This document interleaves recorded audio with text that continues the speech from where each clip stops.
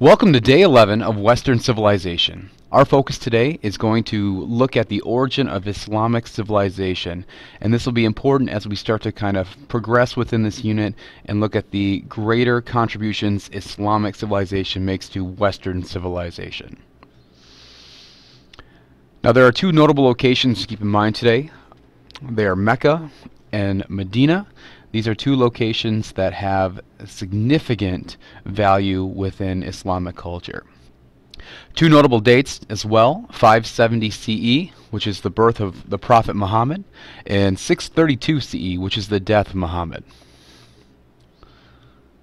Now, if we take a look at the region here in what is Southwest Asia today, we can see essentially what the cultural landscape was like before Islam moved into the area. In looking at this map, we can see a huge portion of cultural influences rather than religious influence.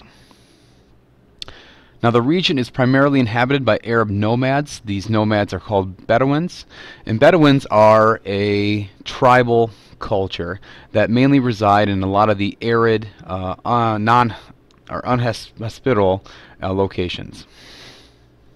If you take a look at the map in the right-hand corner here, this map will show you essentially where there is a significant distribution of Bedouins.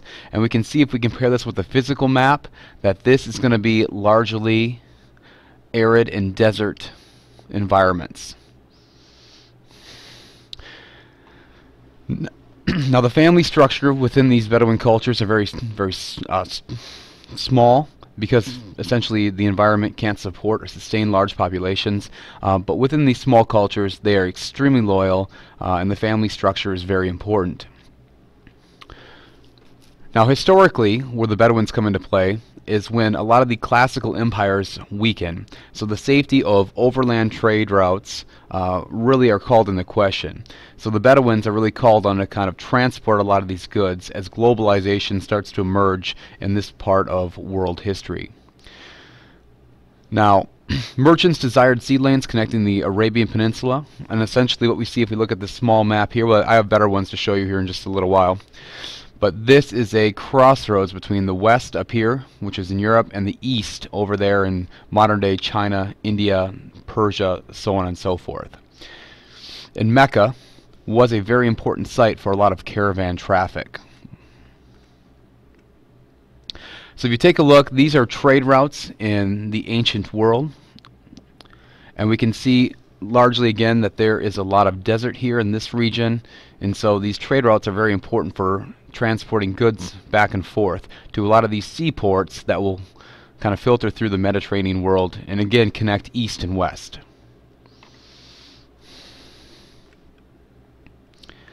Here's a better map of Islamic trade routes. This map comes to us from the medieval period, and you can see that trade essentially unites a lot of the Arab cultures within this region. Now, once we get into the religious influence, we will see that religion uses the existing trade routes to really spread and share Islamic ideologies and eventually convert a lot of people to follow. The followers of Islam are called Muslims. So feel free to pause this and take a look at this. You can see the overall trends. At the end of this lecture, I'll show you kind of the Islamic world today and compare it with this same map, and you can see a lot of correlations and similarities. Alright, now let's get into the origins of Islam. Now, like we said, Muhammad was born in 570 CE. He was born into a family of merchants, and he was an established merchant himself by the age of 30. Now, again, just keep in mind, this is not, or Muhammad was not technically a Muslim at this point yet. Now, culturally, most Arabs in this region recognize different gods and goddesses and demons and natural spirits. It was pretty natural to have a religious base centered on animism. Now, being an experienced trader, Muhammad did have a good understanding of both Christian and Jewish traditions because of these mercantile exchanges that he was actively involved in. So he would have been exposed to Jewish philosophies concerning religion and also Christian ideologies as well.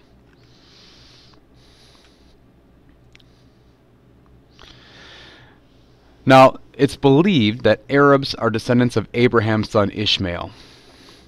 And if you take a look in the book of Genesis, you can further kind of follow this story of the descendants of Abraham, which is the father of the monotheistic religions, Judaism, Christianity, and Islam. Now, when Muhammad comes into the scene, he's believed to have an encounter with the Archangel Gabriel, and in 610 CE, this is kind of where he starts to go and publicize his visions or encounters with the Archangel Gabriel, and essentially teaching that there's one true deity, and that deity is Allah. Now, if I can give you kind of a quick overview of the timeline of Islamic origins, the 620s, a lot of Mecca's citizens followed Muhammad. Now, again, he had a large following, and so the people that had a lot of power and influence in the region didn't like that he was rising with a lot of this political influence, and so they exiled him to Medina, which, looking at our map at the beginning of this, is north of Mecca. So he's there for about 8 years or so, and then leads an attack back on Mecca in 630 and forces the population to adopt Muhammad's faith. 2 years later, Muhammad is going to die, and then we look at about 20 years later when a lot of the followers of Muhammad compiled a lot of his teachings into a written version. And his teachings are compiled in a holy script or text called the Quran.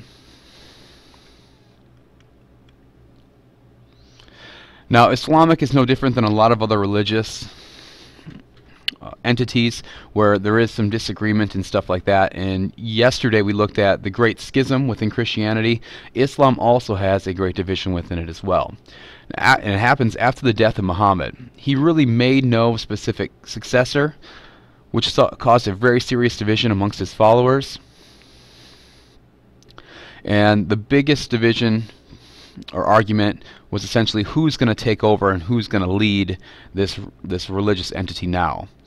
Now, today we see that the majority of people or followers in Islam are Sunnis, and they thought after the death of Muhammad, the individual that was politically in charge was the one that should kind of lead Muslims and so on and so forth.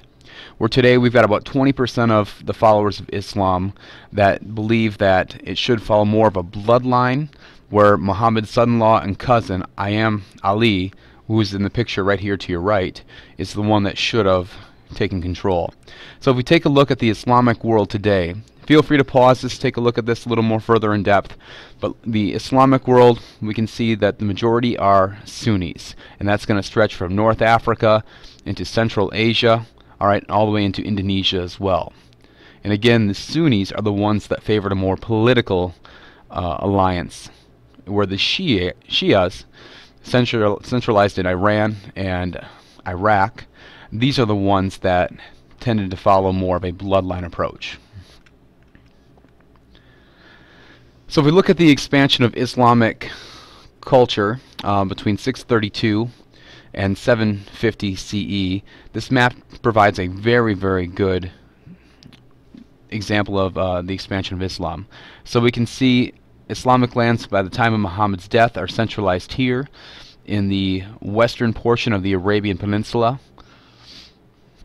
But after Islam is really adopted by a lot of political individuals, it starts to spread here throughout Southwest Asia.